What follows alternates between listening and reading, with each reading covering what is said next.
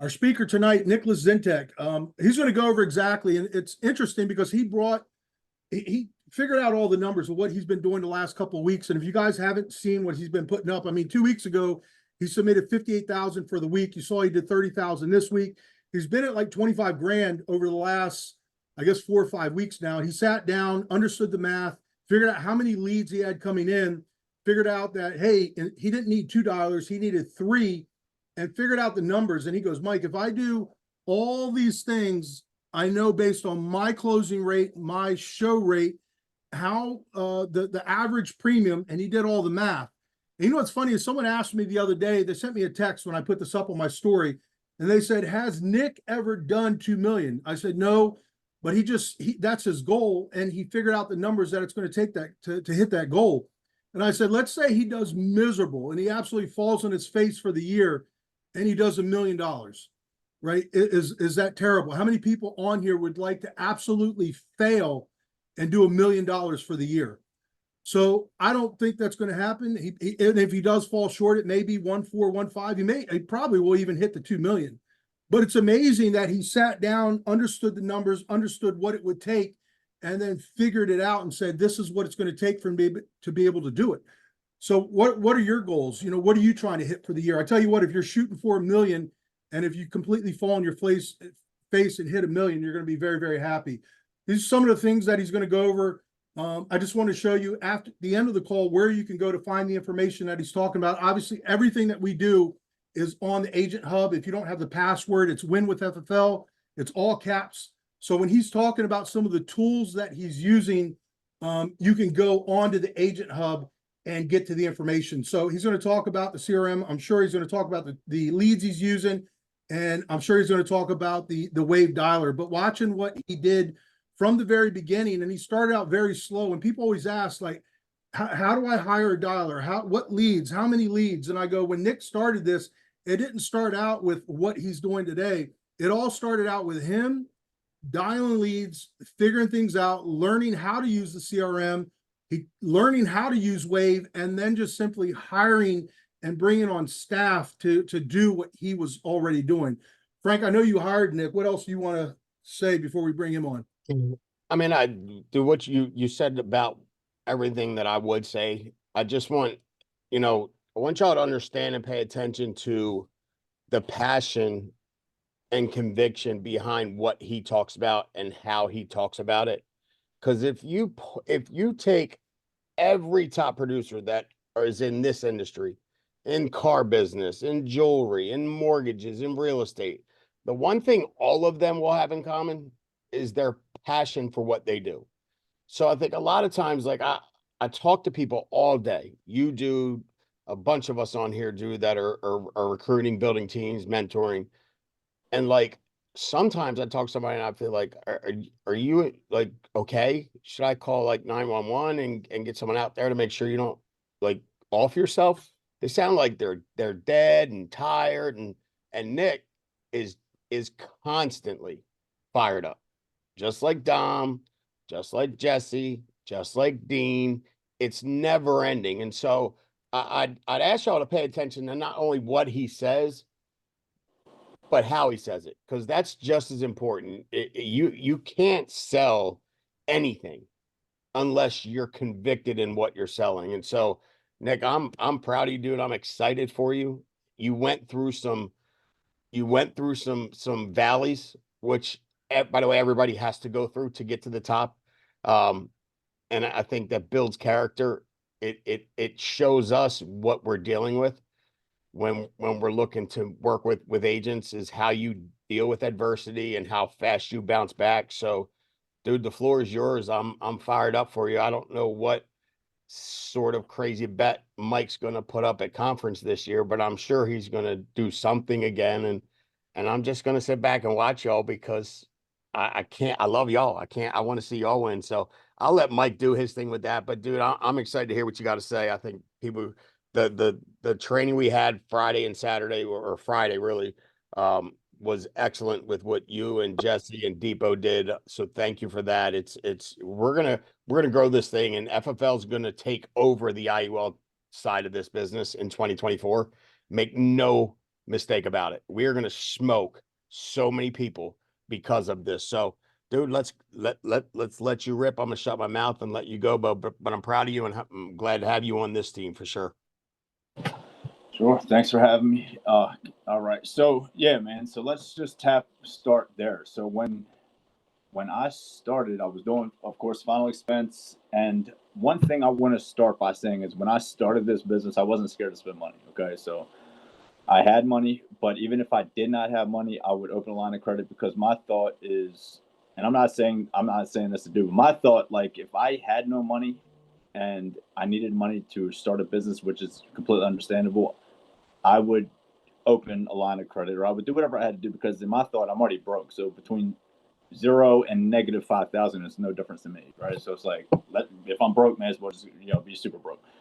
But anyway, so when I started, I always had the understanding of that. Like, okay, in order to make money, I'm gonna have to spend money. So I would always buy leads. I always bought a good amount of leads. But I started off with call tools at the time, and a lot of times, as we know, essentially it'd be cold calling. You're calling cold data, and you had to convince these people, to an extent that they filled something out, and I'm gonna come over your house tomorrow, right? So call it what you want, but that's what it was, right? So, but by doing that, I got really good at that, and then I excelled at that, and then as we know, things have shifted and the leads kind of took a turn and then there we go into a form of downturn, right? So it was like, okay, we had to refine what's going on here.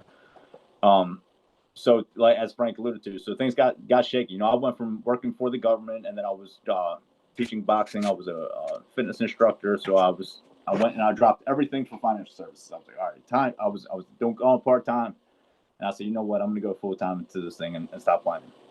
As soon as I did that, I had my wife quit her job. She came on board with me, and everything it's turbulence, right? It's just how it is when you start something. You have something promising in front of you. The next step. I said this on my last call, and it was months ago. And then, sure enough, lo and behold, that's what happens. First thing you do, you have a goal. Next thing you do is you have a problem. It's the first thing. So as soon as you start something, step 2 is problem. Then you diagnose that problem, create a design to fix it, and then you execute, which is exactly what I did, right? So the problem, the leads, wound up drying up, and it's just everybody was kind of figuring it out because we got to think we went from COVID, which went through mailers, which went through social media. So through that period and that transition, adjustment was there, right? So things had to shift, and then we went on. So that happened. So I'm like, all right, I need to figure out what's going on. So I stepped back and I'm like, all right, instead of sitting here complaining about the CRM not working, about the leads not working, I'm just going to do everything myself. Right. So that's what I did. Right. I went and I learned how to run paid ads. I shot the content. I put the ads up. I took marketing classes. I built a landing page for CRM. I did all this stuff. And then it all imploded. Right. So it was very good and very beneficial. It was very costly. But luckily, as it imploded through that experience, I gained a lot of information and a lot of knowledge to where we have what we have, right? So Mike was behind the curtains and Jamie, they were behind there plugging away, getting Go High Level up. And then now we got the ads running. We got, everything that needs to work to make everything function as a whole. And then I was able to come back and give my 2 cents of, I learned this, we should try this like this. And then it's just like, at the end of it was about a 5-month period, and then again, so like, and I say that to say this, right? So when things got hard, I did everything I could to figure out how to make it work. I never built a website. I learned how to do that. I never ran paid ads. I went and learned how to do that. Like, instead of just sitting around twiddling my thumbs thinking like, or complaining, I'm not saying I didn't complain because I was probably complaining too, because I was right. Like, let's call a spade a spade.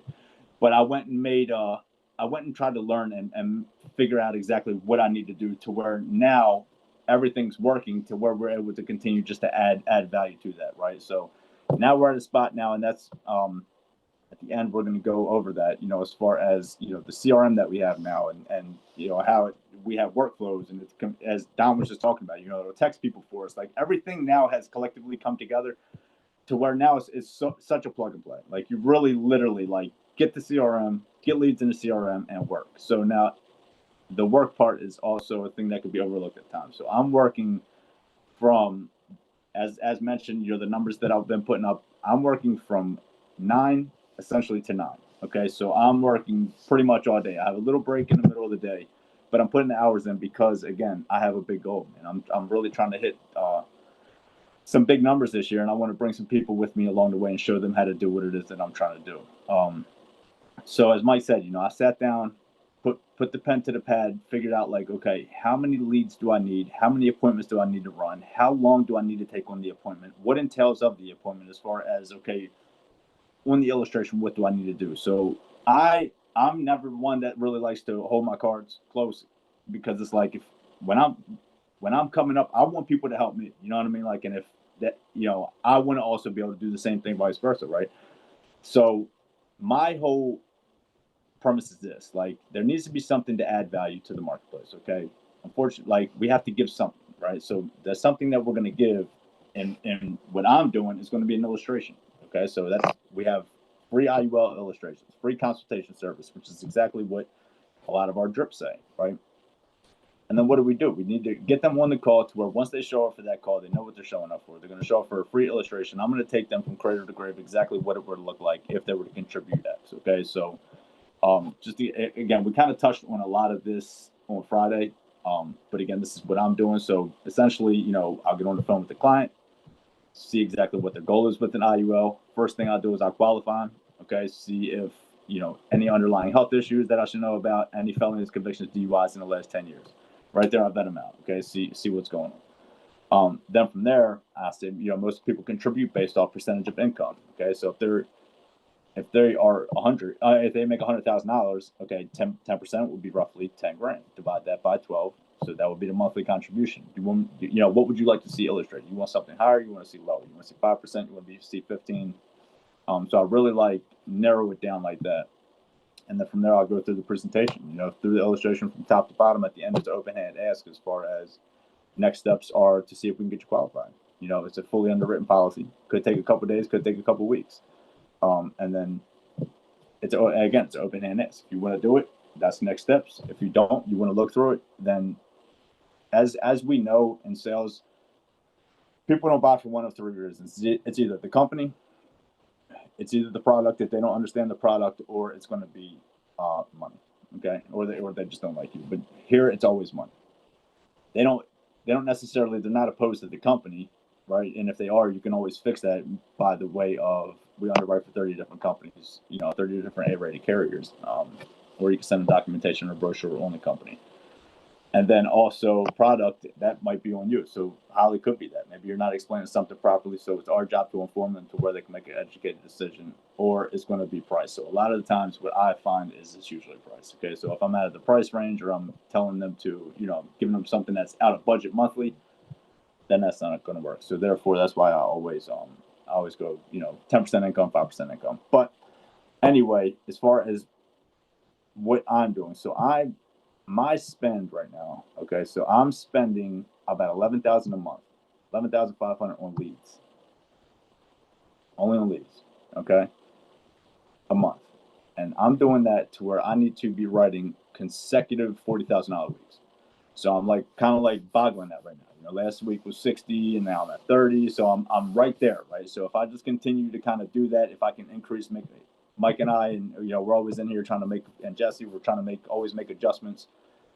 If we can adjust, so all the metrics are broke out. So if I'm doing 30 appointments a day. Okay, so I'm gonna give you, if you have a pen, get your pen right now, because I'm gonna give you exactly what I'm doing. So therefore, once these numbers come out, it's like, how's he doing that? Get a pen, write it down. I'm doing 30 appointments a day, 5 days a week. Okay, that's 150 appointments. Then I'm doing 20 appointments on Saturday. 170 appointments. Okay. So now, if out of 170 appointments, if 25% show, which is what the show ratio that I've been having. Now, show ratio meaning sometimes they may show, they may be driving. I'm not presenting. Or they may be out doing something else. I'm not going to present. I'm going to reschedule them. But I'm also going to allow them to know during that call, what I want to do is go over the illustration with you. I would like to have your eyes on the screen, so if we could reschedule for a better time. But again, if 7 people show, maybe 3 of them might not be in position to, give me their full attention. So I'm going to reschedule them. And if I sit with 4, and my closing ratio is roughly 75%, right, then I'll sell 3. Average premium on an IUL is roughly $2,500. So that'd be $7,500 roughly a day, right? So you do that, 7,500 times 6, it's 45. Okay, so it's spot on. That gives me a little bit of room for buffer. So it's $45,000 submit for a week. And again, 40 times 52 is $2,080,000. $2,080,000. Okay. So again, like Mike said, like those are the numbers I'm shooting for. That's what I'm going to try to do. And all I have to do is run those numbers and show up and be behind the screen every time that client's on the other side. It's really not like at first I would go to conference and I'm like, damn man, these guys must be good. Like, how are they doing that? You know, how are they putting up, 7 figures a year? And then I just sat and broke the math down, man. And I'm like, oh my goodness. So I was just playing the game wrong. Like I needed to, and I'm not saying start doing this. I'm saying like eventually grow your way to get there. So that's why I alluded to earlier, like, okay, I was first calling cold data. So now I know how to I can set an appointment very good. Therefore, I can teach my setters how to set an appointment very good. Okay. So if I can teach them if I know how to set cold data, I certainly know how to set a lead that came in yesterday for an IUL. Like that's basically like a doctor's office appointment. Like that's a lay down. That's super easy. To where I also can streamline my script for my setters, sit with them, listen to them, give them feedback. Okay, don't say this there. Say this like this. Emphasize like this here, right? So by doing that, and then I also have my setting script, which is on the SRS in the agent hub. It's there. The script's there. But as far as just small things, guys, it's all small things. Like, okay, if you have any questions, please write them down. Nick will be happy to answer them for you. I don't want my setters getting blasted with questions to where they can't answer or they're fumbling all over the questions. So I have it in the script. Okay, I have you set for this time. Any questions, please write them down. Nick will answer them for you. Well, what about the cash value? I'm sorry, I just set the appointments. If you could just write your questions down, Nick will answer it for you. So like all these little details is all it is. But again, it's over a period of time. Now, I'm not saying that the setter is the only way to go. So let's back up, and I want to make sure that like first you must know how to set. You got to know how to set the appointments, and it's only right that you do it at first. That way, once you do hire a setter, it's beneficial that you could train them properly. When do you hire a setter? Okay, so you're going to hire a setter. So think about it like this: if you spend $80 to $100 a day to hire somebody, okay, to schedule appointments for you, if you know that you feel pretty comfortable, if they set 10 appointments, you're going to close at least one. Again, average premium is $2,500. So if I can pay them $100, and that's going to make me $2,500, and the minus the right. So just like you see where that's going, right? So eventually, again, as you begin to scale, you can start to delegate tasks out and start hiring other people. But as far as the numbers, that's it. So it's like I'm spending $11,500 a week. A month. That is bringing me in a month about 718 leads. Then I'm also like filtering like a little bit of like ILC leads. They have like $2.50 leads, and again, our system's so robust to where we can put them in there, and essentially it'll like filter out who does not want to be contacted. They'll reply back with a stop. Okay, boom, not interested, done.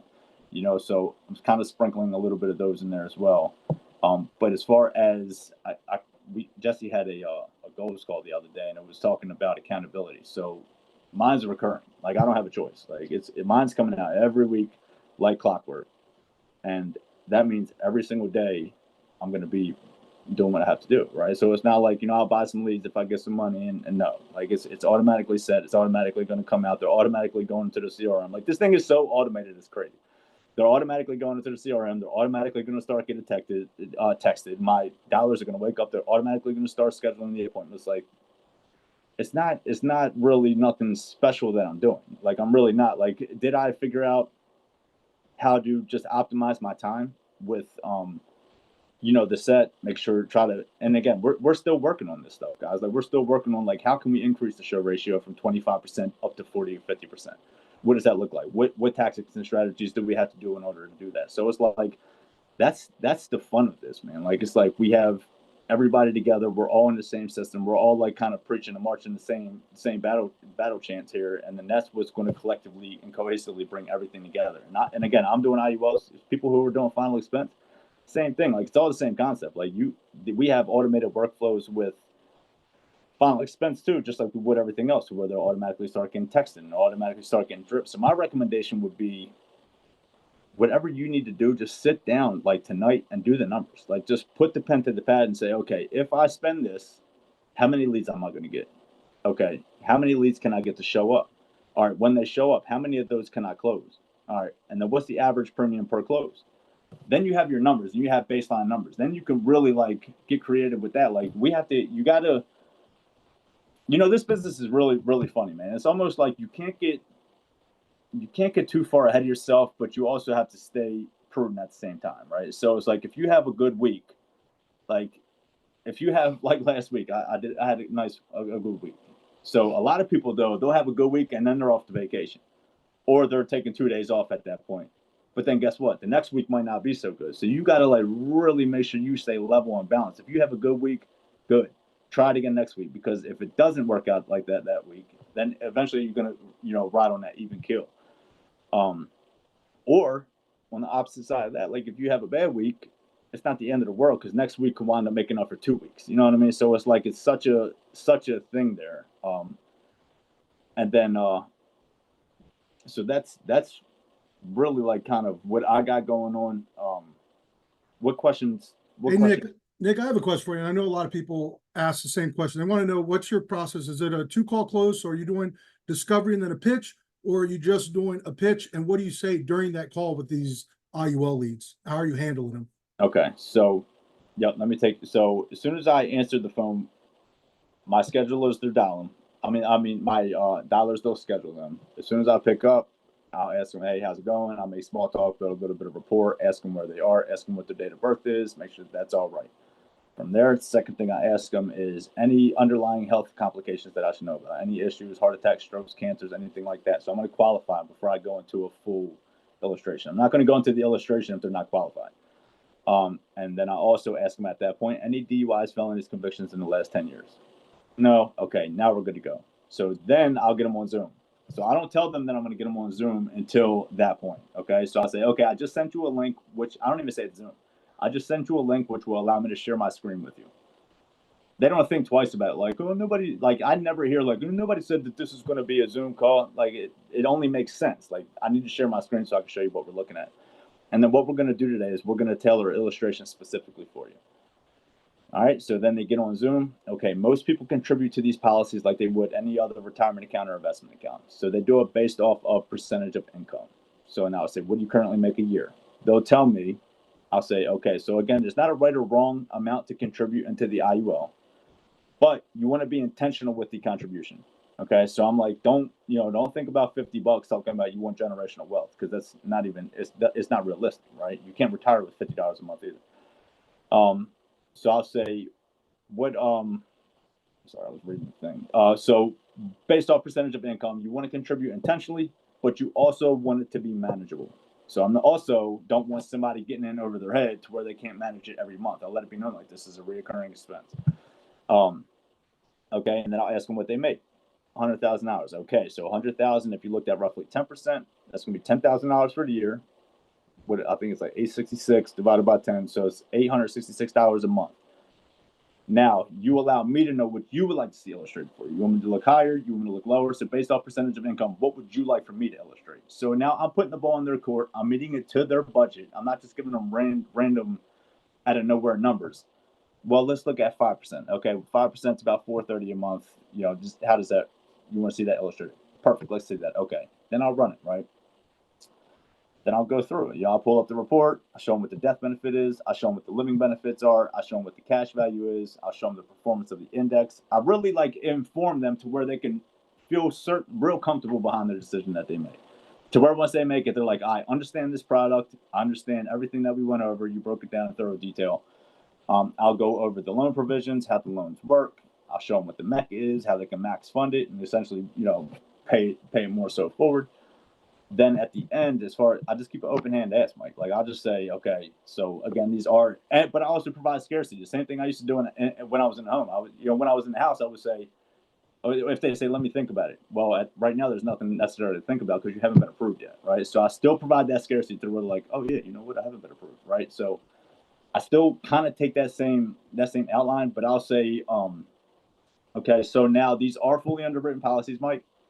So it could be a couple days, could be up to a couple weeks. So at that point, the underwriter is either going to come back to us with additional questions or an acceptance or a denial. So with that being said, did you want to submit for the 5%, or did you want to, is that comfortable for you every month? Like, I'm assumptive. Like, we're okay. So you told me 5%. That's what we're looking at. So, and then I'm assumptive. Like, okay. So with that being said, you want to submit for the 5%? Is that good for you every month? And then they're either going to say yes or no. They say no. Let me think about it. Okay. Well, you showed up for a free illustration. I'm not trying to like shove things down these people's throat, man. Because if they say no again, it's price.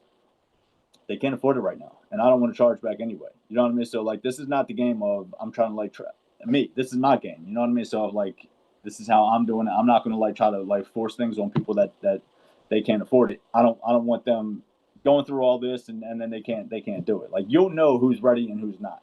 And if somebody's trying to pay off credit card debt, that's not the clients that we want. You know what I mean? I hate to say it, but like, that's the truth. You know what I mean? Like, I don't want people who are in debt trying to think that they're going to use loans from the life insurance policy to pay their debt off. Like, that's not the avatar that we're looking for. Nick, when you first started this, did you first start out doing 2 calls? Was it a discovery call and a pitch call, or was it always 1 call close? So I was doing a discovery call and a pitch call, and it was terrible, right? So I was getting no-showed left and right. Reason being is I would call these people and I would ask them, what did they want to contribute every month? And then left them with nothing to show. So like I told you guys, when I started, I was selling gym memberships, and I would put these people through a workout, then I would close them. So I would get them emotional and then close them with logic, right? So I was not doing that for discovery calls. I was basically calling and say, hey, Mike, how big of a bill do you want, man? Mm-hmm. 500? All right, perfect, man. I'm going to call you Thursday, show you what this bill looks like. You know what I mean? Like, it made no sense, man. They would no show me. You know what I mean? Like, they would never be there. So now I do 1 call close. I go from credit to gravy. First, I qualify them. They're qualified. I go through the illustration. At the end of the illustration, next steps are underwriting. Nick, a lot of people on this call obviously aren't going to start out, and you didn't start out with a dialer. And people ask, what is the script when calling IULs? I was in your account the other day as a test record, and one of your dialers called me, and she sounded phenomenal. And however you train them to be able to dial those leads was absolutely phenomenal. I know you came up with your own script. You perfected the script. Then you trained your dialers how to use that script. Can we go over that script with everyone so they know how to initially dial IUL leads before they hire a dialer? Because I think what people are doing wrong is, I bet they hear your numbers and the first thing they say is, I'm going to hire a dialer. And that is absolutely the wrong. You can't do that. You must perfect it yourself before you bring someone else on and do it. And that's exactly what you did. What is the script that you wrote and gave to them to be able to dial IUL leads? So again, like, it's the offer. Like, what are we offering? We're offering an illustration, right? So I would call you. Let's role play. Ring, ring. Hello. Hey, Mike. Hello. Hey, Mike. How you doing? This is Nicholas giving you a call regarding the inquiry submitted on the IUL. How's it going? Great. Good. So what I wanted to do, Mike, man, I wanted to get some time scheduled with you. And what we're actually going to do is we're going to provide you with a free illustration. In that illustration, it's going to go over the performance of the cash value, the living benefits, and the death benefit inside of an IUL. Okay. All right, perfect. So again, I'm going to need your eyes on the screen. What are usually the best times for you? Are you usually more available in the mornings, the evenings? What's like an ideal time for you? I work at evening time. Evening? Okay. What time do you get off work? 6. 6. All right. So let me see my schedule here. All right. So I don't have a 6, but I do have 7 o'clock tomorrow. Does that work for you, bud? That works. Done. That's it. I let him know the purpose of the call. I accommodate to his time. And if Mike's like, now I'm working all this week, man, Saturday's the best. Saturday it is.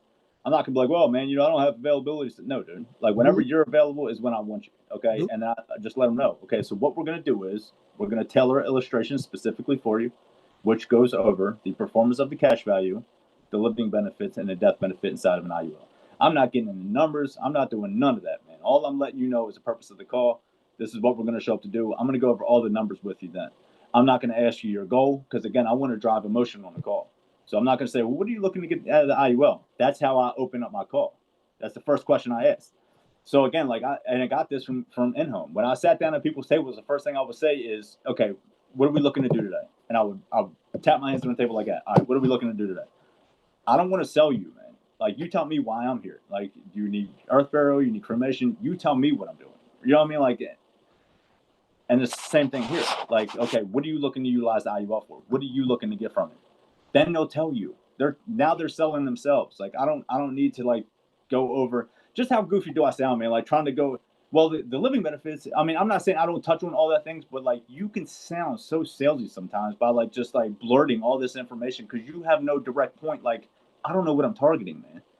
If it's generational wealth, I'm going to go over everything. I'm going over cash value, living benefits, and death benefit. If they say generational wealth, I'm going to say, yeah, as you mentioned earlier, you wanted to make sure you have something in place for your kids. This is where that death benefit's going to come into play.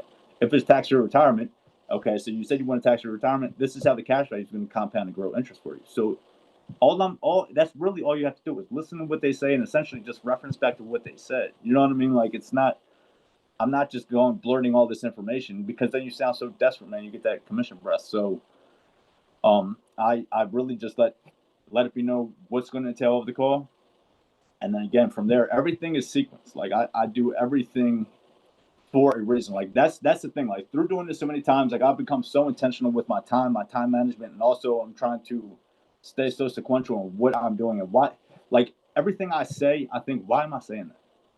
Like literally, like not like literally, like why am I asking them what their goal is? Because I need them to sell me. Why am I asking them have they had any health complications? Of course, I'm vetting them out. Any felonies, convictions, DUIs, I'm vetting them out. You know what I mean? So it's like, why am I asking where they are? Making sure that the first thing I ask them is what state they're in. I can build rapport while I'm pulling stuff off of that. Like I'm not huge in this, like I watch like a lot of combat sports, but like if I know everybody likes football, like if you know their state, make a football joke, man. You know what I mean? Like it gives you credibility at that point, and also lets it be known, like I got your inquiry specific. Sandra has a good question. I know what I would say. I want to say what you say. She wants to know, what do you recommend with a new agent that wants to start doing IULs? Would you recommend a 2-call close discovery pitch or 1-call close for a brand new agent that wants to start out with IULs? I would say discovery pitch as far as vet them out first. So instead of, maybe throw those 2 questions in as far as any other underlying health complications that I should know about, and then any felonies, convictions, DUIs in the last 10 years. Because if they have health complications, you can then take that to your upline, and then you can have them help you vet them. So maybe just add those 2 questions on the set. So it's not necessarily like it's a set slash vet. It's a set slash vet. Like vet them out real quick, see if they do have any complications, get that help now, and then you can do a risk assessment, or you can talk with your upline, and that will kind of give you a good sense of do it like a pre-brief, like a debrief, and then you can go from there into the appointment. Nick, I know a lot of people are watching this and they see, the numbers you're putting up with IULs. However, when you started with final expense, I've seen you issue 40,000 consecutive months buying leads, grinding. And I think when people see this, they're like, oh, I want to jump on IULs, but I think you were already doing the things that were necessary to lead you where you are today, to where now you pick up IULs and you're just continuing to do the same thing you've always done, which is buy leads, work hard. You're here every night. Some nights we're in here till 9 o'clock at night, but then the agent that comes here and doesn't want to buy leads, they're not killing it on final expense. They're not figuring that out. I mean, I think if that's that type of agent, they think jumping into IULs is going to be easy. I don't think that's the path are going to work for them. What do you think? There's no magic path, man. Before I got in IULs, I just told y'all I went 5 months, basically 4 or 5 months with no income, none. Because everything got shut down and I sucked at IULs. So all these sequences and all these systems that I have now, it's because I got to spend 4 or 5 months thinking, why is this not working, man? And then I would diagnose every time I ran into a problem, like crap. But that 5 months, I also had my wife leave her job. I left my job. I bought a brand new house. So it's like, okay, so it's like a sink or swim deal. You know what I mean? So it's like, if I hope I'm not just painting a picture of green grass. Can it get there? Yeah, but it's going to be like, you got to go through I've always said this, man. Like, and even if you look back on the earlier podcast with me and Frank, like I wish there was an elevator sometimes, man, but it's not. You got to take the steps, dude. Like there's no way around it. Anybody who's been in this industry any period of time will tell you that too. You have to take the stairs. That's why the churn's so high, and that's why like now I feel so comfortable to where I can establish my team, man, because I honestly can say like, okay, we do steps 1, 2, 3, and then we'll get to where we got to go, right? And I feel super confident behind that due to the systems that we have in place now. But the that 4 months you didn't get paid, can you that's not necessary now, correct? Like if an agent on this call goes, I don't want to start writing IULs tomorrow, like I don't want them to think they have to go through what you went through. Like everything is built out, right? You could plug in a brand new agent and they could start selling IULs with the training we have, the systems we have. Is that facts? 100% easily. Okay. As mentioned, that's why I'm more on feeling so confident behind the system. That 4 or 5 months, I went and I was trying to build my own system because we were trying to figure it out, man. Like, let's be honest, we were trying to figure it out. All of us were trying to figure out, like, okay, how can we streamline this and get this thing to work to us? Like that's what it is, man. Like but now it's like it's so robust, man. We have our everything is like just so streamlined. The texts are going. Anybody can attest to it. You know what I mean? Like, and I'm just huge on that, man. Like, if it was still jacked up, I'm gonna say, yeah, you know what? Still a little bit jacked up, man. We're still working on that. But I can wholeheartedly say that this thing now is like so plug and play to where, Frank, let's be honest, dude. Like, was I recruiting anybody? No. Why? Not at all. Because I didn't feel comfortable with the system, man. That's the truth. Like, let's always. I think honesty is the key, man. I would not recruit because I'm like, I know I work my butt off, but I also know that can be an anomaly at times, right? So I'm not going to be like, all right, look, come over here and then work as hard as I work, and you're going to work from sun up to sundown. Some people don't want to do that. It's not that they can't; it's they don't want to. Right. But now I can wholeheartedly say, like, anybody that I encounter with that I think has the intelligence, morals, ethics, and principles to, just small things, man. Like, what we recruit now is, do you have the heart to serve, man? You know what I mean? Like, are you going to try to rip people off because it makes your commission a little bit higher? You know what I mean? Like, if we can, that's where I'm at with it. Like, if we can make sure that's like, we're looking best interest for the client, really structuring the policies how they need to be structured, not structuring it for my commission, right? That's all you really need. Systems and strategies, like, all that is there. So that's why, like, now I'm like, I've been telling Deanna, like, man, it's almost selfish now, honestly, man, it's like, it's almost selfish now to hold this information for yourself. Like, you're kind of like a jerk, you know what I mean? It's like, okay, I know I have a way to where I can show you how to do, $30K a week, but you know what I'm saying? Like, I can make 30,000, but I ain't gonna tell y'all, you know what I mean? Like, that's what I'm saying. Like, I think honesty is everything, man. So, that's where I'm at with it. Nick, how much easier do you feel like it is to recruit now and going forward with what we have in place? Like, how confident are you with that? 100%. With building? Easy steps. Buy leads, put them into the CRM.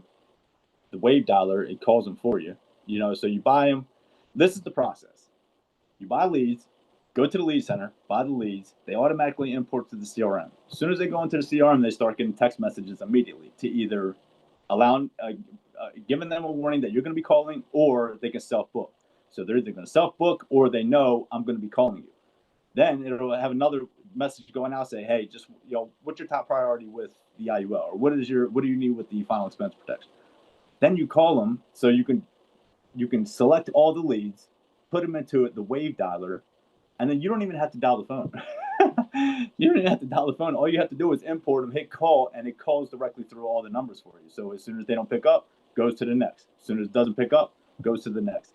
Like, I don't know. I wasn't there, but, hearing about Frank having to go and write them on paper apps and fax them, and oh my God, man, that sounds like just such a headache, man. Like, from that to this, like, okay, you call them, just sent you a link. Let's hop on Zoom, get them on Zoom, share the screen, present, share their screen, fill the application out, hit submit.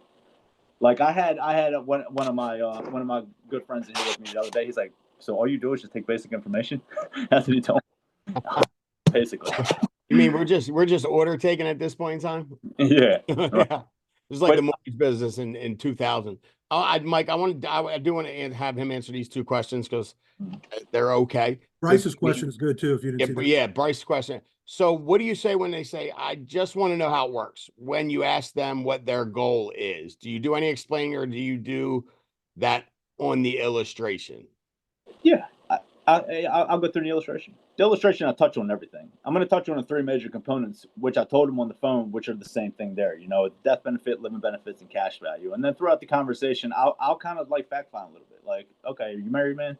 Any kids? You know, just through conversation, man. Like I'll spark conversation, which will get them then to tell me. They'll tell me what they need, right? And then again, like all of them are good though. Like there's nothing like death benefit if you have wife and kids, living benefits if you have a heartbeat. And then, you know what I mean? Like cash value, nobody trusts the market right now. Yeah. And then, so this question led me to know we need to create an IUL cheat sheet just because. So like, how likely are people to get approved that got like blood pressure, diabetes for an IUL? Is that possible, or is it like That cheat sheet's on the hub, Frank. We have it for the IULs. We already got the IUL cheat sheet. Oh, my bad. It's done. I should have known. I mean, you guys are so far ahead of everything. It's just stupid. So my apologies. It's done. On my numbers, I'll factor in like and it could be higher. I always lowball just to try to make sure I can hit the goal, but I'll factor in like a 75% placement. So I would say 3 out of 4 get approved. Okay.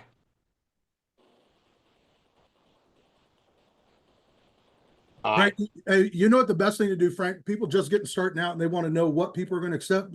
I think the best way to do is call the carrier. A lot of the stuff you're better off calling the carrier. You need to get a risk assessment to figure out no doubt exactly what it's going to be. And that is honestly on this side of things, the best way to learn. If you don't know, call the carrier and ask for a risk assessment, because just because a cheat sheet says they accept a heart attack, there's so many different things that go along with a heart attack, which ventricle was affected, how much was the blockage, what is their current treatment. It's not just, yes, they accept heart attacks. I mean, they're not all the same, you know. So no, and the placement on the IUL game it's a bit different than the simplified game, which is completely automated.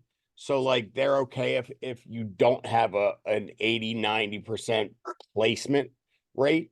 But IULs, you got actually people laying eyes on it. You got people sending off physician statement requests, nurses, PSI, you know, so there's a little more that goes into an approving an IUL from a cost standpoint. So they're not going to want us submitting, oh, let's just throw it against the wall and see what sticks. So Mike, I love that. If you're in doubt or have a question about it, just call the company, ask for a risk assessment, give them as much information as you can. And the company will tell you yes, no, yes, but they may be graded, and then you can go from there. So that's good. And then also they have underwriting guidelines, like when like you said, you know, so you can kind of like just read through it. So yeah, for sure. Well, dude, oh yeah, we got to do this. Great job, Nick. I'm excited for you. I'm excited for everybody that's on this train. Just Jamie brought up a good point. Just so you guys know, like, this is something that each and every one of you can get involved with. And I recommend each and every one of you to get involved with this. What it's not going to do is put 30, 40 grand in your pocket like 2 weeks. Like I go out tomorrow, the next day, for the next week and a half, go out and write and deposit 20, 25 grand. Cash, quick. IULs is a 30 to 45 day swing from the start to the time you get paid most times. Will you write some simplified ethos, some simplified IULEs? Yes. But for the majority of these policies, they're underwritten, which means they're not getting instant approvals. It takes weeks, 2 weeks, 3 weeks for them to give you an approval. If there's a physical and a physician statement required, that's even an extra week, 2 weeks. So just know when you start writing these, the pay will take a little while to start coming in. Now, once it starts coming in, as long as you keep writing them, that pay will be consistent.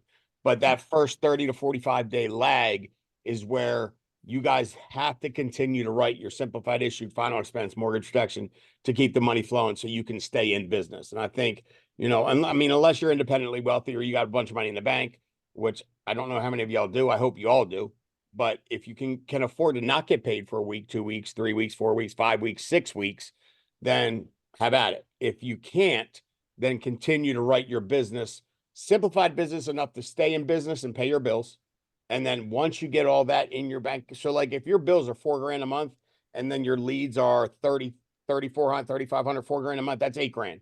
The minute you get $8 grand deposit, boom, I'm switching to IULs because I'm paid for the week. I'm paid for the month, right? You fund your leads, fund your fund your business and then learn the IULs in the meantime. So Nick, I know you wanted to go over the last slide on here. Mike, you want to pull that up so Nick can explain this? So this is exactly where yep. So here we are. This is where you go, right? So Simple Retirement Solutions, you go right there, CRM setup.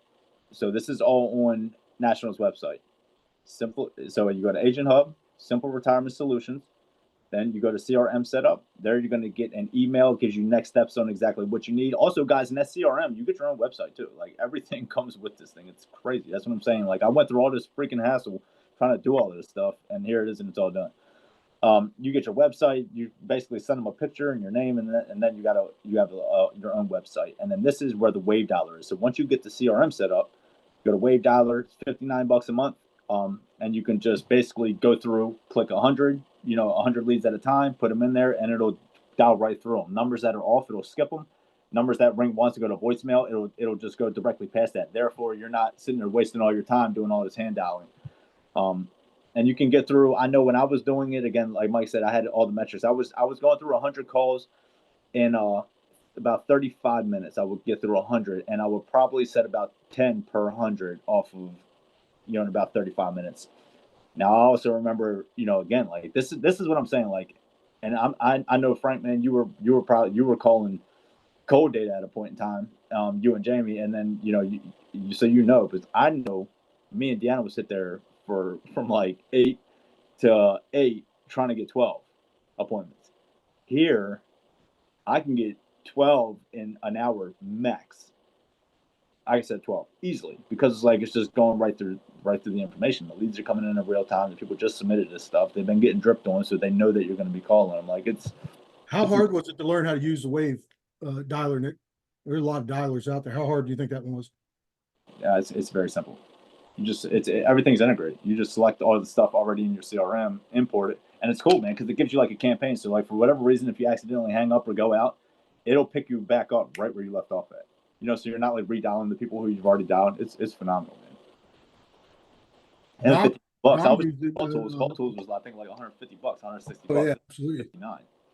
Dom was using the Wave Dialer too, and then he trained someone how to do it. But what I love is Dom did the same thing. Dom learned how to use it and then trained the dialer how to use it. Again, it's one of those things you can't just hire a dialer. You have to do it yourself, make all the mistakes, because if you try to hire someone, they're going to ask you questions.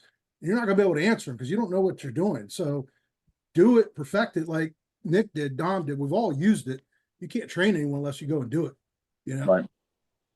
And then they also have a like a spam blocker in there. It's like an extra $10, man. You can put that on there too, to where your number won't come up as spam. So opposed to trying to yeah, they got like Mike, they got third parties typically where you got like outsource that, don't you? Yeah. $50 a month or something like that. There it's only $10. Hey, Devin asks, is call tool is way better than call tools? Wavy. Way better.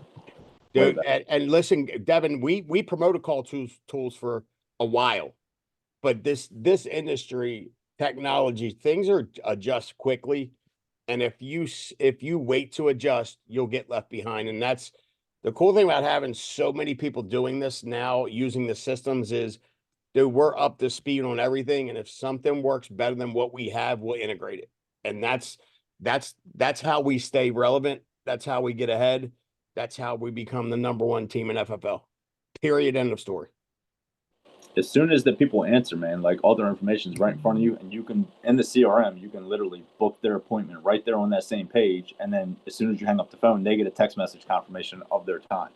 And then again, and then we fix things. So like instead of a doctor's appointment to where like you have an appointment scheduled in 1 hour at 10 o'clock with Nicholas, it's like, hey, it sends a text like, hey, getting ready for our call in an hour, just making sure you're still good, ? Thank you, ! 3 minutes prior, it sends another message, hey, getting ready for our call you in a couple minutes. Like it looks like it's directly from us. So we got so much like engagement by doing that, like making these small minor, I'm telling you, like that's how we separate ourselves from whatever everybody else is doing, so it's like just those small things, but they make big results. Hey, we're gonna wrap up since we're late. We're gonna make that one other change, right, Nick? What did Kephart call? We're gonna do that thing now to get a higher book ratio. Yeah. So as soon as you book the appointments, we're gonna now start integrating it to where they're gonna get a video. Like I'm thinking 2 minutes. 2 minutes after, as soon as they book, they'll get the appointment confirmation. Then they're gonna get an introduction video of just essentially you introducing yourself. My name is Nicholas, specialize in this. Can't wait to meet with you. That way they hear your voice, see your face. And then 2 hours prior, getting ready for our appointment. During our appointment, we're going to go over X, Y, and Z. Can't wait. We'll see you there. That way, that's going to increase the show ratio. Again, right now we're at like 25%. If we can take that up another 25% to 50, that's going to be a game changer. And then these numbers would double, if not, at least you can increase these numbers, the overall numbers by 50%, 100%. It'll keep getting better and better. I appreciate it, Nick. Yeah. All right, guys.